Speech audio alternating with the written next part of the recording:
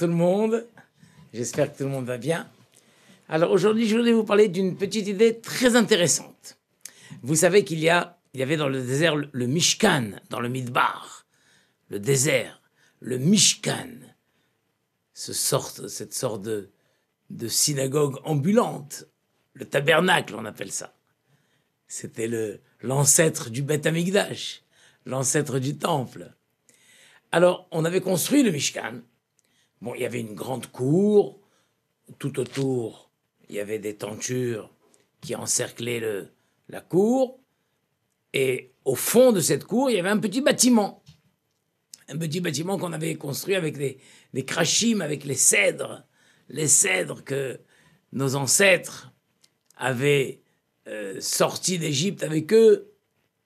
C'est toute une histoire, l'histoire des cèdres, c'est toute une histoire. Ça a commencé par Avraham Avinu. Avraham Avinu avait planté une sorte d'auberge, comme ça, il y avait beaucoup d'arbres. Et les invités se reposaient à l'ombre et se rafraîchissaient à l'ombre de ces arbres. C'était à Beersheba. Et alors, c'est resté comme ça 3 générations. Et lorsque nos ancêtres sont descendus en Égypte, notre ancêtre Yaakov Avinu est passé par Beersheba. Il a coupé, déraciné tous ces cèdres et les a emmenés avec lui en Égypte. Et il a dit à ses enfants, il les a replantés là-bas. Et il a dit à ses enfants, lorsqu'Hachem vous fera sortir d'Égypte, alors vous penserez à prendre avec vous ces cèdres-là. Et c'est ce que les Bnei Israël ont fait. Et ça, on ne le montre pas dans les photos, dans les images. Mais quand les Bnei Israël sont sortis d'Égypte, il y avait des charrettes et des charrettes d'arbres, de troncs d'arbres, des troncs d'arbres, des milliers de troncs d'arbres. Toutes sortes d'arbres, des milliers de troncs d'arbres. Et on se demandait vraiment qu'est-ce qu'on allait faire de ces troncs d'arbres.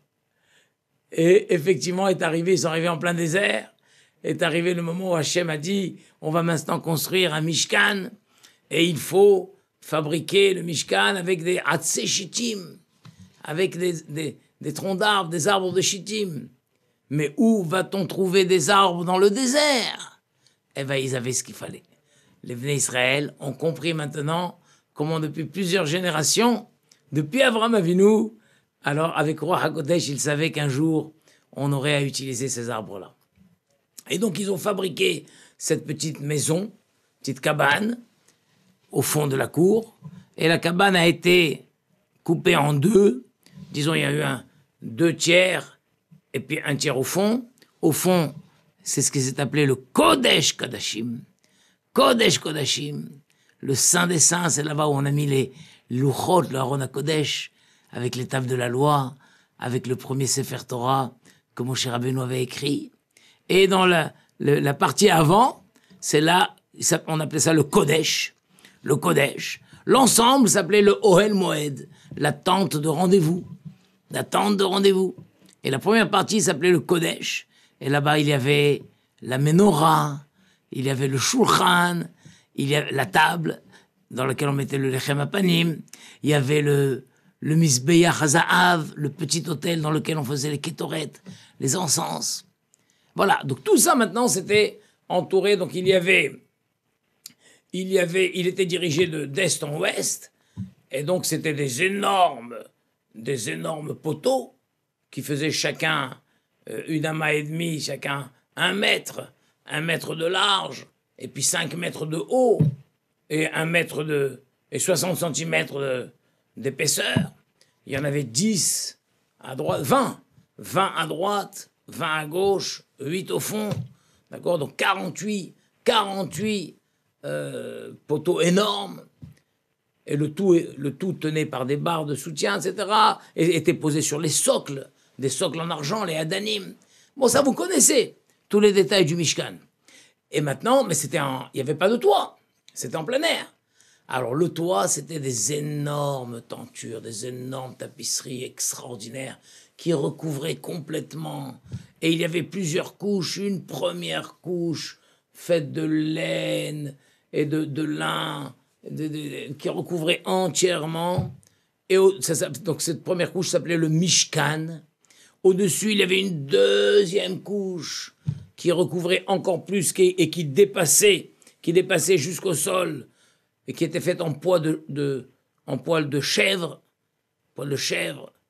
d'accord, ça s'appelait le ohel, c'était orot izim, et au-dessus, une troisième couche, et il y a une marloquette. Est-ce qu'il y avait 3 couches ou 4 couches? Alors, un dit, la troisième couche était faite de diverses tentures, et l'autre dit, non, il y avait une troisième couche, et ensuite une quatrième couche. Voilà, je ne veux pas rentrer dans ces détails, mais c'est passionnant d'étudier la fabrication du Mishkan. Et ça, c'est dans le Sefer Shemot. Sefer Shemot, l'Exode, ça s'étale sur plusieurs parachiotes, Trouma, Tetzavé, Kitissa, Vayakel, Pikoudé. Sur 5 parachiotes, on a l'ensemble, la description extraordinaire du Mishkan. C'est fantastique. Et alors maintenant, c'est ça où je veux vous parler. Ce premier toit, cette première couche de tenture qui recouvrait, donc quand on levait la tête, on voyait cette couche de tenture qui s'appelle le Mishkan, comme je vous ai dit.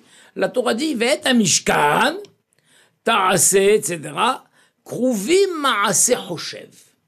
Dans le Mishkan, il y avait, ressortaient des images. Il y avait un lion. D'un côté, il y avait un lion. De l'autre côté, il y avait un aigle. D'accord? Il y avait peut-être même plusieurs lions. Je ne sais pas comment c'était. Peut-être qu'on faisait plusieurs lions. Donc d'un côté, il y avait, quand on levait la tête, de ce côté-là, on voyait des lions. Et si on voyait le Mishkan du haut, on voyait des aigles. Bon, on n'a pas vu ça longtemps, puisqu'ensuite ça a été recouvert. D'accord? Mais on voit que la Torah, quand elle parle de la fabrication, elle appelle ça donc des kruvim, donc des images. Maaseh Roshev, un acte réfléchi. Maaseh Roshev, ça veut dire quoi un acte réfléchi? Rashi nous dit, Kruvim ayu mitzuerim bahem be'arigato. On avait dessiné, on avait composé, donc c'est pas dessiné, donc on avait tissé ces kruvim pendant le tissage. Velo birkima. Et c'était pas un acte de broderie chez Maaseh Mahat, que ensuite, parce qu'on aurait pu imaginer, on fait une tenture neutre, et puis par ailleurs on fabrique un lion, et puis on va broder ce lion sur la tenture, donc avec une aiguille, on va coudre cette figure sur la tenture. Rachid te dit non, Velo birkima, c'était pas un acte de broderie chez Maaseh Mahat, et la be'ariga, bishne kotalim. Pendant le tissage des deux côtés, parce qu'il y avait en haut, en bas, partout, on dirait qu'il y avait plusieurs, il y avait partout, des représentations de lions, d'un côté, et de l'autre côté, des aigles. Par Soufechad Mikan, donc une image de ce côté, ou par Soufechad Mikan, et une image de l'autre côté. Ari Mitzadze, un lion de ce côté-là, Venesher Mitzadze, et un aigle de l'autre côté. D'accord? C'est quelque chose d'extraordinaire. C'est pour ça qu'on appelle ça Maaseh Choshev, un acte réfléchi. Imaginons quelqu'un, et là, il y a tout autour, l'artisan est en train, il a monté ça sur un établi, et puis il est en train de, il passe la laine, il y a la chaîne, il y a la trame, il passe, et puis là on voit on voit qu'il y a une manière, je ne sais pas comment ça se fait, mais on voit qu'il est en train pendant qu'il est en train de monter sa tenture, en même temps, il est en train de composer une image. Alors quelqu'un dit, mais c'est quoi que tu es en train de faire? Et tout le monde est là, c'est quoi? Alors lui, il a dit, vous verrez. Vous verrez. Si vous êtes patient, soyez patient, vous verrez. Alors ils sont là, ils regardent, et petit à petit ça sort. Et ça y est, alors ceux de droite, imaginons, on dit, il est en train de faire un lion, Et ceux de l'autre côté disent, pas du tout, c'est pas un lion, c'est un aigle. Mais non, mais c'est un lion, regarde, tu vois, il y a ses 4 pieds, il y a un lion qui est bien posé au sol, un lion, c'est pas un lion qui est couché, c'est un lion qui qui est en train de marcher, on voit les pattes du lion. Et l'autre dit, mais pas du tout. C'est un aigle qui est en train de voler. Ah, comment? D'un côté, on voit un bon lion bien posé sur ses pattes, et de l'autre côté, un aigle en train de voler. Et dans le même geste. D'accord? Donc sûrement, ça veut dire, en passant la trame, au lieu de passer d'un endroit à l'autre, direct, il passe par là, il la sort de ce côté, il la rentre d'un autre côté, il en fait comme ça, et qui fait que petit à petit, là, il y a un lion qui est en train de se faire, et là, il y a un aigle qui est en train de se faire. Et les spectateurs, ceux qui sont de ce côté sont en train de jurer que c'est un lion, et ceux qui sont de ce côté sont en train de jurer que c'est un aigle, et à la fin, on découvre, mais comment il a fait? Comment il a fait dans le même geste? Il a fabriqué dans le même geste des milliers de gestes, n'est-ce pas? Des milliers de gestes. Un aller, un retour, un aller, un retour, un aller, un retour. Et là, il était en train de fabriquer un lion. Et là, il était en train de fabriquer un aigle. Je ne sais même pas si aujourd'hui on sait faire ça. D'accord? Parce que si on voit une tenture avec deux images de deux côtés, c'est de la broderie. On est venu broder dessus. Mais pendant la fabrication elle-même de la tenture, pendant le tissage de la tenture, je ne sais même pas si on sait faire ça. D'accord? Donc c'est extraordinaire, ça. Extraordinaire. De là, on peut étendre. Et pourquoi Hachem, il a fait ça dans le Mishkan? Dans le Mishkan, c'était la représentation de la manifestation d'Hachem sur terre. Puisqu'à que je vous dit, Veshachanti, je vais venir. C'était la demeure d'Hachem, en quelque sorte. La manière dont Hachem dirige le monde, c'était à travers ce Mishkan. Alors Hachem a voulu nous donner une leçon extraordinaire. Regarde, tu vois, d'un côté tu vois un lion, d'un côté tu vois un aigle. Pareil, dans la manière dont moi je dirige le monde, ne t'inquiète pas. Des fois, tu as l'impression de comprendre une situation de cette manière, et tu vois que, en fin de compte, c'est une autre manière. Des fois, tu as l'impression de voir un grand acte de justice, de sévérité, et en même temps, tu vois qu'il y avait un grand acte de bonté, de sauvetage. Dans la même catastrophe, Hachem a pu tuer certains et sauver d'autres, punir les uns et récompenser les autres. Dans le même. Et toi, tu ne vois qu'un côté. Tu es prêt à jurer que c'est un lion? Oui, mais de l'autre côté, il y a un aigle. Et là, tu es prêt à jurer que c'est un aigle, mais de l'autre côté, il y a un lion. Ça que je vous crois voulu nous donner un remèze, une allusion. Sache que moi, Hachem, je peux dans le même geste régler plusieurs comptes à la fois. Je peux dans le même geste punir, récompenser, dans le même geste, dans la même situation, dans la même scène. Encore plus, imaginons maintenant un vrai travail de tisserand. D'accord? Donc, où il y a qu'une seule représentation d'un côté. D'accord? Alors, de ce côté, on voit la belle hague. Mais de l'autre côté, les fils sont en désordre. Il y a des fils qui s'enchevêtrent les uns sur les autres, des fils qui se mélangent les uns sur les autres. Donc, si quelqu'un reçoit ce travail-là, et il voit cette tenture, mais il la prend à l'envers, il dit, mais c'est bizarre, qu'est-ce que c'est que ça? Qu'est-ce que c'est que tous ces fils entremêlés, toutes ces couleurs, les uns sur les autres, du rouge, du bleu, du jaune, du vert. Et là, mais ça représente quoi? Il n'y a rien du tout. Ça. Quel désordre absolu! Qu'est-ce que c'est que ce désordre-là? Mais c'est qui a fait ça? J'arrive pas à comprendre. C'est même pas beau. Alors on lui dit, non, mais... Ah bah évidemment, t'as pris à l'envers. Retourne-le! Tu l'as à l'envers, retourne-le. Lui, retourne. Ah! Oh là, je me disais aussi. Ah, ce que c'est beau. Ah bah oui, je le tenais à l'envers. Ah oui, je suis bête, moi aussi, je me disais. Ah bah oui. Si tu prends la broderie, n'importe quoi, tu le prends à l'envers, tu ne vois que le mélange de tous les fils en désordre, enchevêtrés les uns entre les autres, mais entremêlés, et des couleurs qui se mettent les unes sur les autres. Mais retourne-le, voilà l'endroit. Alors souvent, tout ce que nous voyons dans le monde, et on se permet de juger, c'est parce qu'on est en train de voir à l'envers. On voit le côté envers. Qui c'est qui a le côté à l'endroit? C'est Hachem. Hachem, lui, il a le côté à l'endroit. Il a la tenture à l'endroit. Il a le plan à l'endroit. Et lui, il sait ce qu'il fait. Toi, tu es à l'envers. Et tu comprends rien, ce mélange et ce désordre. Tu comprends plus rien. Comprenez quelle bonne leçon? C'est ça que la Torah va nous enseigner. Dans le Mishkan,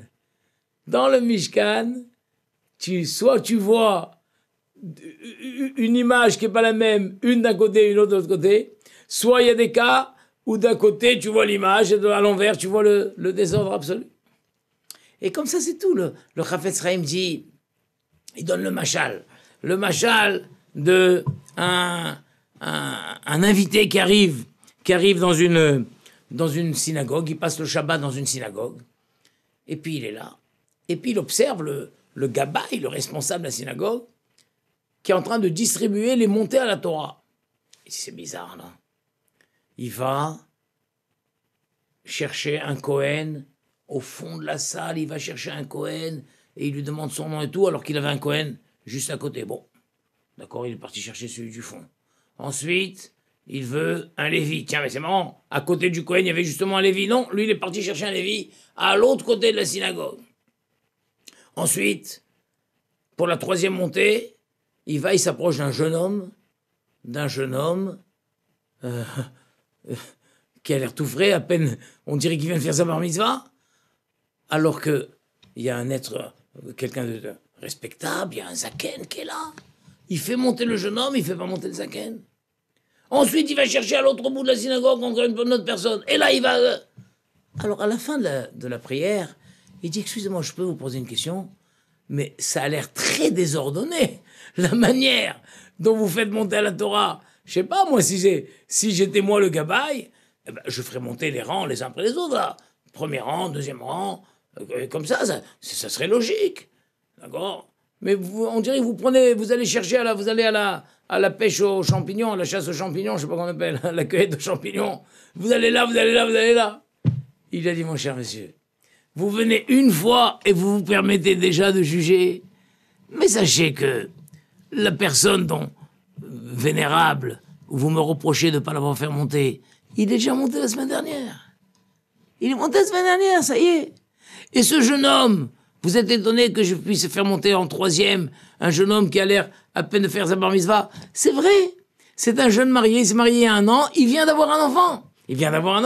On le fait monter en troisième position. Et c'est vrai que quand je suis allé chercher le Lévi à l'autre bout de la salle et tout, parce que ce Lévi, c'était la date où il a un Yorsaï, c'était à lui de monter cette fois-ci. Alors pareil, nous sommes tous dans le monde. Un invité qui est là pour combien? On est là pour combien de temps? 70 ans, 80 ans, 90 ans, 100 ans, 120 ans. Mais qu'est-ce que c'est sur l'ensemble de l'histoire? Et qu'est-ce que c'est sur les Gilgoulim? Et sur les réincarnations? Et nous, on se permet de juger Hachem. Comment? Celui-là, il est mort jeune, celui-là, il a eu ceci, celui-là, il a eu ceci. Mais de quoi tu te permets de juger? Qu'est-ce que tu sais, toi? Tu es l'invité d'un jour, l'invité d'un Shabbat. Et en un Shabbat, tu veux déjà te juger, et tu dis, mais je comprends pas, il y a un désordre, c'est complètement désorganisé, votre système. Viens ici, reste pendant tout le temps, tu verras que tout est organisé, tout est bien pris en main. Et c'est comme ça, vous savez, il y a l'histoire du Talmud du Ramban, Nahmanide. Alors, il avait un élève qui était sur le point de mourir, et le Ramban lui a dit, écoute, je vais t'écrire des formules de Kabbalah. Avec ces formules, tu pourras, dans le ciel, monter très haut et tu pourras arriver jusqu'au Kisei HaKavod. Et voilà, je t'écris tout un tas de questions. Quand tu arriveras devant le Kisei HaKavod, tu poseras toutes ces questions. Toutes ces questions sur beaucoup de choses que j'arrive pas à comprendre comment Hachem dirige le monde. Et tu feras tout pour me réapparaître. L'élève est niftar, a quitté ce monde, et il n'est pas réapparu au Ramban pendant très longtemps. Très longtemps.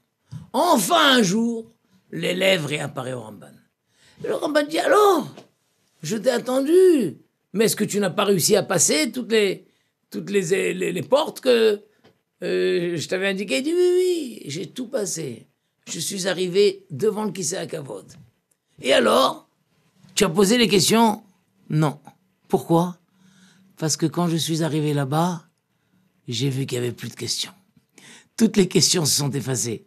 Il n'y a plus de questions. Quand on arrive devant Hachem, il n'y a plus de questions. On voit tout le puzzle, il n'y a plus de questions, les questions s'effacent. C'est pas que là-bas, des fois on dit à quelqu'un, là-bas tu recevras toutes tes réponses. C'est pas que tu recevras toutes tes réponses. Tu verras instantanément qu'il n'y a plus de questions, il n'y a pas de questions. Tu dis, bête que j'étais, je me suis encombré la tête à me poser cette question et dire, c'est du n'importe quoi, c'est pas logique, qu'est-ce que c'est pas comme ça que ça se fait, etc.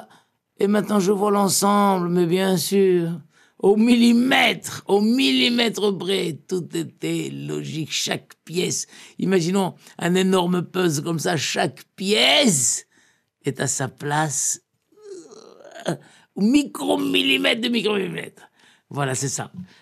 Alors rappelons-nous, chaque fois qu'on a une question, rappelons-nous ça. Attention, de quel côté tu es. Peut-être que tu es en train de voir la scène à l'envers. À l'endroit, c'est complètement autrement que ça se passe. Voilà, c'est cette belle idée que je voulais partager avec vous sur la base du Mishkan. Un lion d'un côté et un aigle de l'autre. Un lion bien posé qui, sur les quatre pattes sur terre et qui avance. Et de l'autre côté, un aigle majestueux qui vole dans les airs. Alors, c'est un lion ou c'est un aigle? C'est les deux à la fois, dans le même geste. Voilà, il y a de quoi réfléchir avec tout ça. Allez, bracha ve'atzlacha. À très bientôt.